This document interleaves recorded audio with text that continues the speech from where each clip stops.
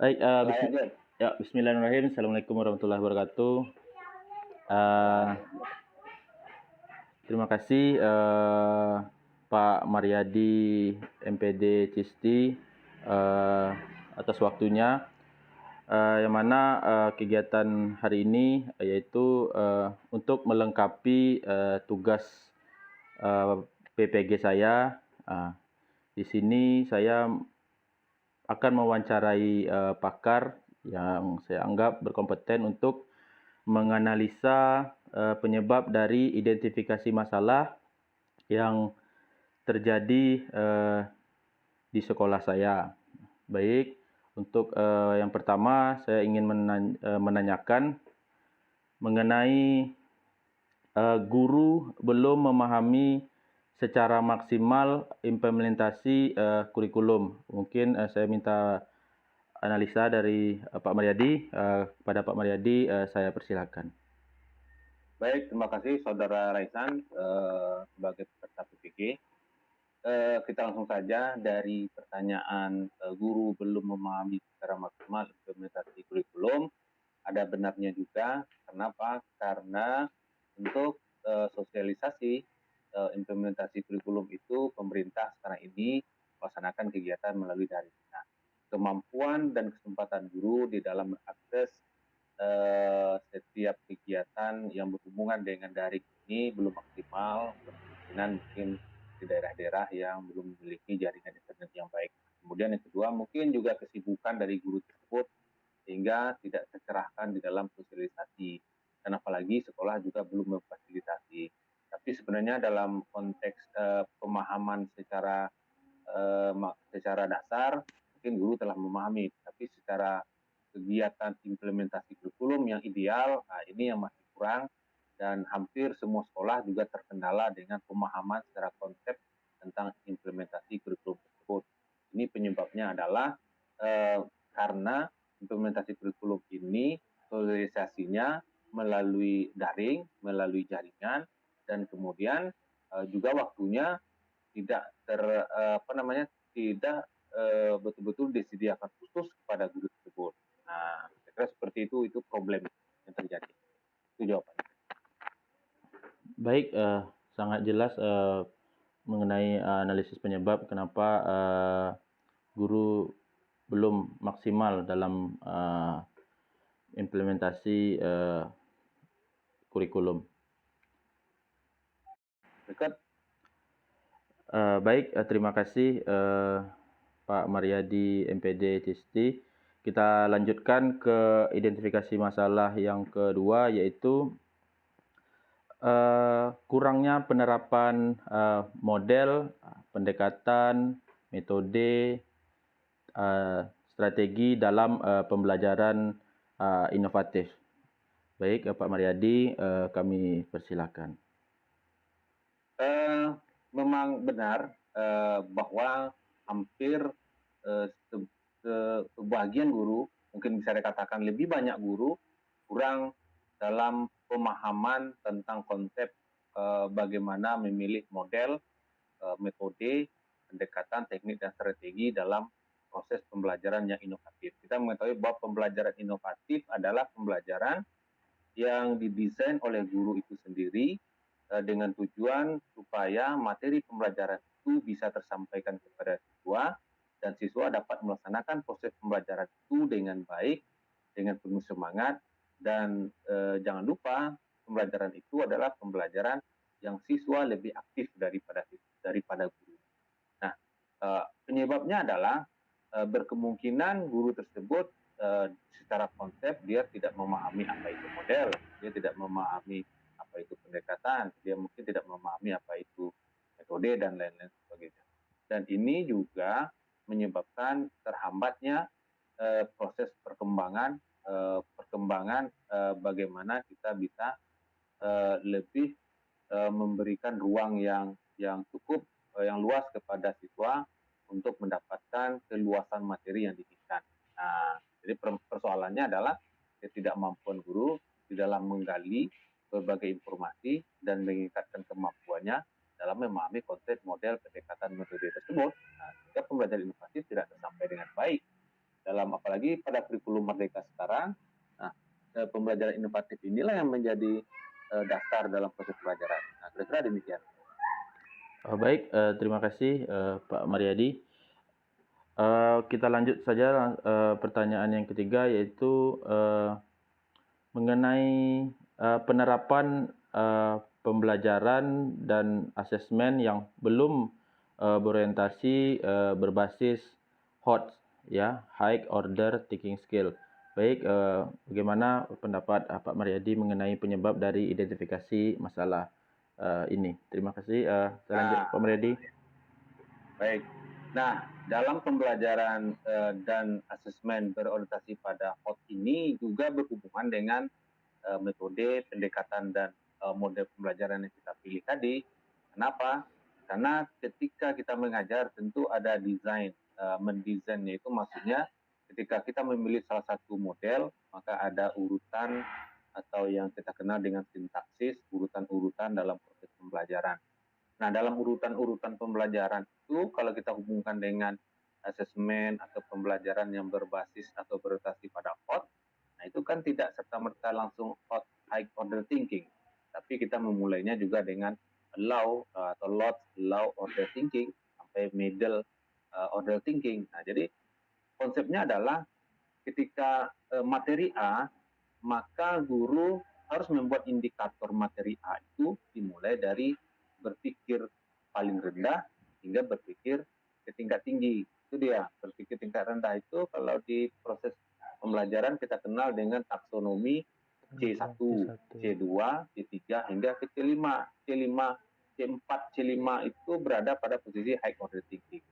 Nah, ketika guru telah bisa dan mampu bagaimana mengelola proses pembelajaran yang mengantarkan anak dari proses berpikir paling tingkat rendah C1, C2, C3, nah, maka orientasi kepada berbasis HOT itu akan lebih mudah. Karena HOT ini kan tidak bisa ujuk-ujuk langsung HOT, tetapi proses pembelajaran itu harus dimulai dari yang paling rendah. Walaupun dalam pembelajaran itu misalnya kompetensinya siswa dapat menganalisis, tapi kan tidak langsung dia dapat menganalisis, tapi bagaimana siswa memahami terlebih dahulu dengan dia mengetahui, kemudian identifikasi, kemudian baru baru ke tingkat yang lebih tinggi, yaitu menganalisis dan mencipta hingga menghasilkan sesuatu. Nah, ini adanya di proses pembelajaran yang berorientasi kepada HOT itu sendiri, sehingga asesmennya juga akan berorientasi kepada HOT. Jangan lupa ini sudah didesain dalam proses pembelajaran atau yang dikenal dengan langkah-langkah pembelajaran. Di situ ada model, metode, teknik, dan strategi. Nah, itulah pembelajaran inovatif. Oke, demikian kira-kira. Baik, sangat jelas ya. Nanti juga bisa ini menjadi acuan saya untuk dilampirkan dalam tugas wawancara mengenai penyebab-penyebab kenapa pembelajaran dan asesmen belum berorientasi kepada HOT. Baik, kita lanjut ke pertanyaan berikutnya, yaitu guru tidak mempunyai data tentang karakteristik peserta didik sebagai bahan untuk merancang, melaksanakan, dan mengevaluasi pembelajaran. Baik, bagaimana Pak Mariadi? Nah, ini menarik. Jadi ketika kita melaksanakan suatu proses pembelajaran, diawali, jadi guru biasanya mengawali proses pembelajaran itu dengan mengidentifikasi kemampuan awal siswa. Nah, jadi kemampuan awal siswa ini biasanya dalam proses pembelajaran, dalam kurikulum itu disebut dengan identifikasi karakteristik peserta didik. Nah, benar yang disampaikan oleh Rezan adalah karakteristik itu adalah sebagai bahan awal untuk merancang, melaksanakan, dan proses pembelajaran. Ketika guru dalam proses pembelajaran dia tidak mengawali dengan mengidentifikasi kemampuan awal siswa. Artinya begini, siswa 30 orang itu kan kemampuannya tidak merata, tidak sama. Jadi bagaimana kita memahami kalau dia tidak sama, apalagi dalam proses pembelajaran itu adalah proses pembelajaran kemampuan gerak. si A, si B, si C mungkin terbatas dengan kemampuan gerak ini, gerak dan seterusnya. Nah, untuk memahami ini untuk melaksanakan kegiatan ini maka perlu identifikasi karakteristik. Nah, jadi karakteristik ini perlu kita identifikasi di awal dengan cara memberikan apa. Nah, biasanya kalau dia ilmu pengetahuan maka dengan pretest. Kalau dengan pretest itu biasanya dengan pengetahuan. Kalau dia psikomotor atau keterampilan maka diberikan semacam pretest dalam bentuk gerak-gerak dasar. Mana dia berjalan, dia melompat, dia melempar benda. Nah, itu betul-betul kita berikan ruang dan waktu khusus untuk identifikasi. Nah, kapan perlu dalam satu pertemuan itu hari ini kita mengidentifikasi karakteristik saja. Jadi tidak mengajarkan materi pelajaran. Nah, ketika bahan itu sudah dapat, anak-anak itu sudah ada datanya dalam identifikasi. Nah, kita mudah merancang proses pembelajaran sehingga kita memilih model, pendekatan, teknik itu ya tujuannya untuk mengelompokkan siswa ini. Nah, ketika ada siswa dalam proses pelajaran, misalnya di suatu SD itu, misalnya kelas 6, dia mungkin latihan di suatu klub badminton. Ada siswa yang tidak tahu sama sekali pegang raket. Nah, siswa yang pandai tadi, dia bisa membantu teman yang tidak tahu sama sekali. Nah, kalau guru tidak bisa mengidentifikasi kan susah mengkelompokkan. Nah, ini bisa bermanfaat dalam proses pelajaran teman sebaya dan seterusnya. Nah, ini kan memudahkan juga pekerjaan guru. Jadi identifikasi itu perlu kita laksanakan untuk memahami dan mengetahui kemampuan awal siswa dalam rangka untuk merancang proses pembelajaran hingga melaksanakannya hingga mengevaluasi pembelajaran itu. Nah, begitu kira-kira. Oh, baik. Sangat luar biasa penjelasan dari Pak Mariadi.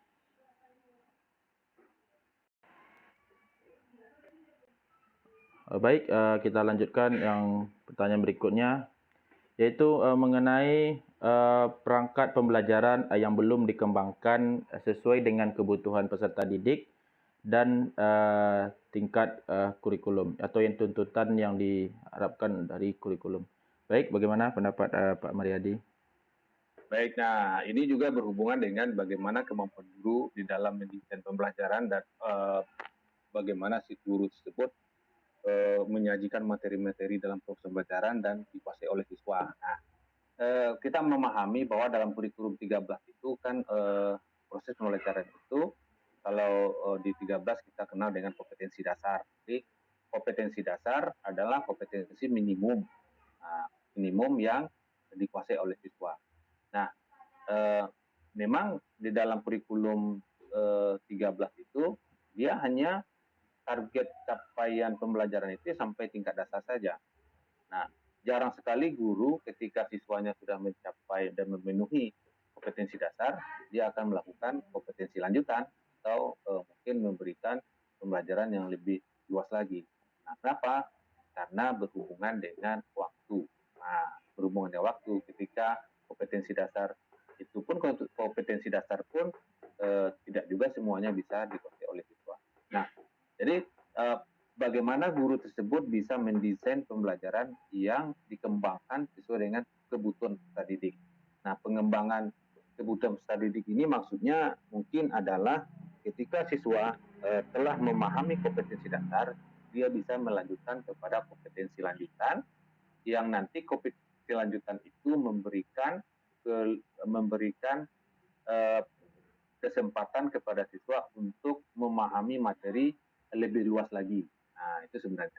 Nah, sebenarnya tuntutan kurikulum itu dia tidak ada lanjutan, kompetensi lanjutan atau kompetensi yang lebih artinya lebih luas lagi. Nah, kalau kurikulum 13 kalau di sini pertanyaannya kan dan tuntutan kurikulum. Kalau kurikulum itu kalau K13 hanya menuntut kompetensi dasar saja. Nah, kalau kurikulum Merdeka sekarang, nah itu bahkan tidak menuntut apa-apa.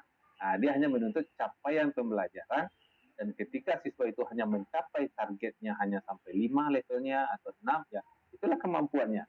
Tanpa ada remedial itu malahan kalau kurikulum Merdeka. Nah, berbeda dengan K13 karena harus mencapai target yang sudah kita kenal dengan kriteria ketuntutan minimum.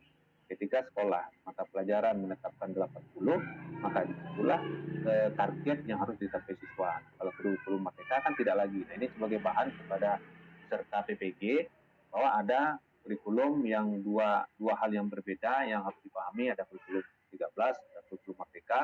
yang dalam proses pembelajarannya itu berbeda. Persoalan perangkat pembelajaran itu belum dikembangkan, memang banyak guru yang belum mengembangkan itu. Karena apa?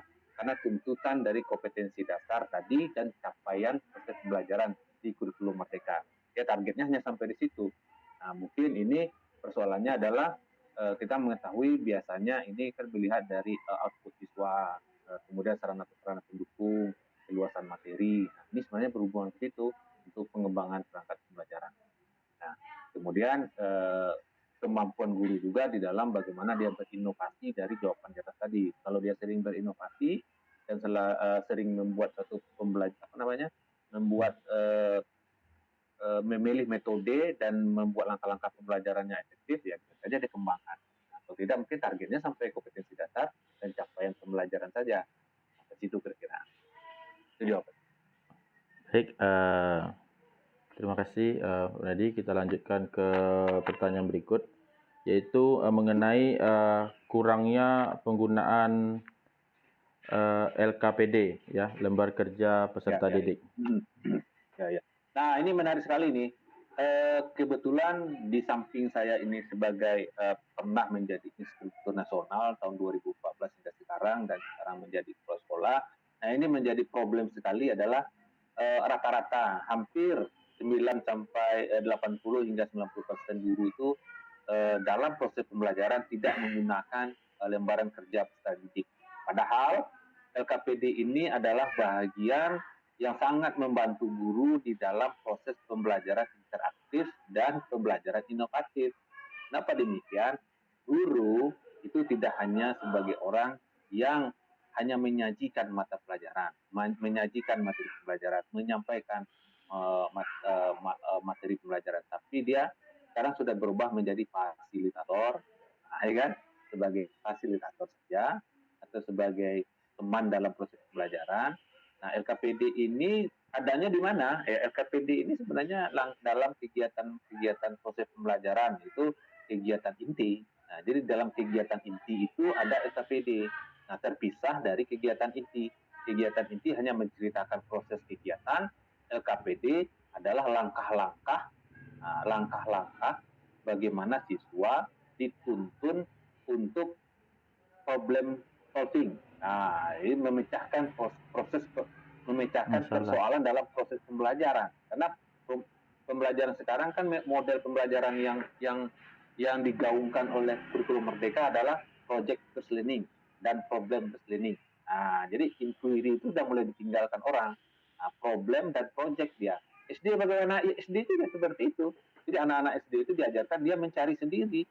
Nah, mencari sendiri kan tidak bisa ujung-ujungnya mencari sendiri, tapi ada lembaran kerja peserta didik sebagai pemandu. Nah, jadi ada pemandu, di situ ada pertanyaan pemantik, ya. Nah, pemantik, ada pertanyaan-pertanyaan yang diberikan di dalam PKPD itu secara runut. Nah, secara runut saya inginkan apa, kan, dirunut. Kemudian pertanyaan itu nanti kalau dia di situ ada kolaborasi, ada kelompok di dalam siswa untuk mencari jawabannya, nah nanti di situ ada langkah-langkah bagaimana mengorganisasi kegiatan pembelajaran, lengkap semuanya di situ. Sampai kepada dia nanti mencari hasil jawaban, mengkomunikasikan hasilnya, menyampaikan kepada temannya. Lengkap KPD. Jadi kurangnya penggunaan KPD ini karena guru itu tidak pernah membuat KPD. Nah, itu aja persoalannya. Guru tidak terbiasa membuat KPD. Kenapa? Mungkin karena ribet. Nah, ribet. Kemudian yang kedua tidak ada waktu, mungkin ya. Atau yang ketiga praktisnya ambil LKS. KPD itu sama dengan LKS. LKS itu kan mungkin tidak cocok di sekolah kita. Jadi perlu LKPD. Padahal untungnya kita buat LKPD ini adalah satu kali hari ini kita buat LKPD. Nah, mungkin di tahun-tahun berikutnya, semester berikutnya kita hanya mengevaluasi, menambahkan atau mengurang mana yang cocok dan tidak cocok. Nah, itu berhubungan juga dengan karakteristik dari siswa yang kita jumpai. Bisa saja tahun ini siswanya bagus, masuk. Sumber dayanya bagus. Nah, jadi kita tambah-tambah aja. Jadi itu persoalannya sebenarnya. Jadi ini juga perlu juga ada manajemen sekolah di mana kepala sekolah sebagai supervisor perlu harus melakukan pengawasan supervisi terhadap LKPD ini. Seperti sekolah saya ini wajib, ini harus ada LKPD. Ketika guru tidak punya LKPD, saya tidak terima itu dokumen, RPP, dan perangkat pelajaran untuk melaksanakan kegiatan seperti ini. Jadi pentingnya LKPD ini dalam proses pelajaran itu kalau saya angkakan itu 100% penting. Gitu. Nah, kenapa kurang? Karena pertama guru ingin praktis, yang kedua malas membuatnya, yang ketiga mungkin tidak bisa membuat LKPD. Ada juga tuh guru tidak bisa membuat LKPD. Ini persoalan juga ini. Padahal sebenarnya dalam di YouTube itu banyak, kan ya. Jadi LKPD-nya sebenarnya ada 3 kegiatan ini. Yang pertama kegiatan pemahaman secara konseptual, kemudian LKPD tentang pelaksanaan kegiatan, kemudian LKPD tentang mengeksplor, artinya mengkomunikasikan, siswa mengkomunikasikan hasil yang diraih. Jadi 3 susunan LKPD, LKPD 1, 2, dan 3. 1, pemahaman konseptual, LKPD 2 berisikan tentang bagaimana dia mencari apa yang jadi problemnya, yang ketiga hasilnya. Nah, dia membuktikan siswa SD kelas 2 bisa semuanya. Itu disesuaikan juga dengan materinya. Jadi ketika siswa menemukan, oh begini caranya melompat ke depan. Padahal kan dia melompat ke depan aja. Nah, dia kan bisa melompat dengan 1 kaki, 2 kaki. Apa persoalannya nanti yang dijumpai?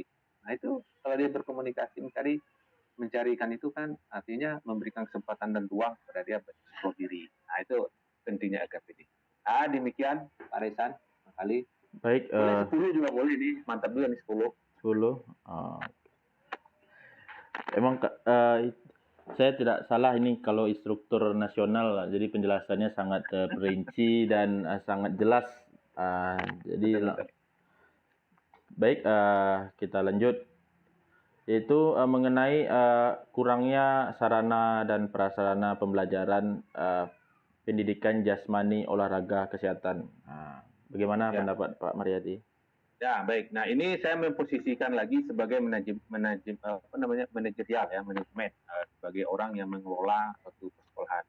Nah, kita sama-sama waktu kita kuliah dulu bahwa ini sudah kita bahas panjang lebar tentang sarana-prasarana. Suatu keniscayaan bahwa kemajuan di suatu sekolah dan suksesnya guru mengajar itu adalah lengkapnya sarana-prasarana. Nah, ini jadi persoalan ketika guru mengajar harus dihadapkan dengan sarana tidak ada dan harus memodifikasi sarana.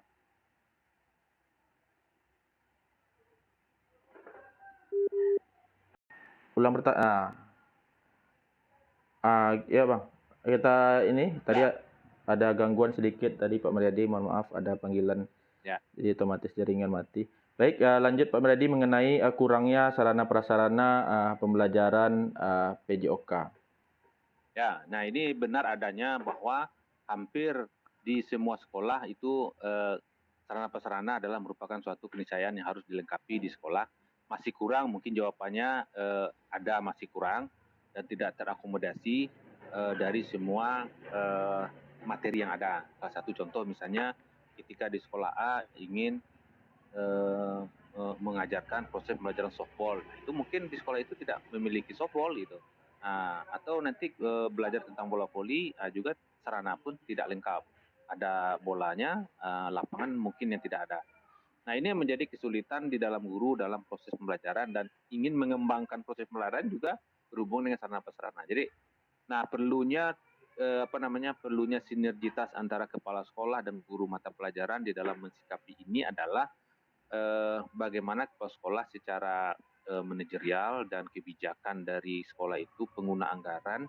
Nah, ini perlu disikapi secara baik sehingga permintaan guru terhadap kebutuhan yang mendesak, kebutuhan proses pembelajaran itu harus diakomodasi walaupun tidak terpenuhi semuanya. Salah satu contoh misalnya kebutuhan siswa dalam proses pembelajaran badminton. Nah, sekolah hanya mampu membeli dari 10 raket, mungkin sekolah bisa membeli 8 atau 5. Nah, jangan tidak ada sama sekali. Kalau tidak ada sama sekali kan susah memodifikasi alat-alat yang seharusnya itu menjadi sarana dalam proses pembelajaran. Nah, ini yang dihadapi guru-guru di lapangan. Ini yang perlu kita hindari sebagai kepala sekolah, katakanlah demikian. Nah, jadi ketika ingin materi pembelajaran itu dan siswa memiliki kompetensi, salah satunya syarat itu adalah sarana-prasarana yang mesti dicukupi. Nah, ini yang perlu dipahami oleh kepala sekolah salah satu pengguna kebijakan anggaran. Nah, itu kira-kira. Nah, kemudian guru olahraga pun juga harus pandai-pandai dalam bagaimana menyikapi ketika pemenuhan itu tidak bisa terpenuhi secara maksimal. maka juga perlu adanya modifikasi dan segala macam. Nah, kira-kira demikian. Nah, jadi untuk pertanyaan 11, 12, 13, 14 ini berhubungan dengan fundamental learning ini, karena di SD itu kan perlu adanya identifikasi mulai dari awal. Kalau siswa tidak memiliki keterampilan dalam misalnya lempar tangkap bola, ya mungkin dia belum memiliki kemampuan dasar untuk motor skill itu, motor skill learning kan. Nah, itulah di guru SD sebagai garda terdepan, bagaimana dia bisa memberikan proses pembelajaran teknik dasar, gerak-gerak dasar atau teknik-teknik dasar di dalam berolahraga. Jadi bukan hanya bola voli saja, mungkin teknik-teknik dasar dalam kegiatan berolahraga lah. Demikian. Itu, Saudara Raisan. Baik, terima kasih atas segala penjelasan mengenai identifikasi masalah yang terjadi terutama di sekolah saya, dan saya rasa penjelasan Pak Meriadi juga bisa menjadi motivasi atau acuan untuk saya terutama sebagai guru untuk lebih proaktif dan lebih kreatif dalam mempelajari atau belajar berbagai model, metode dalam proses pembelajaran. Sekali lagi terima kasih Pak Meriadi. Semoga wawancara ini bisa menjadikan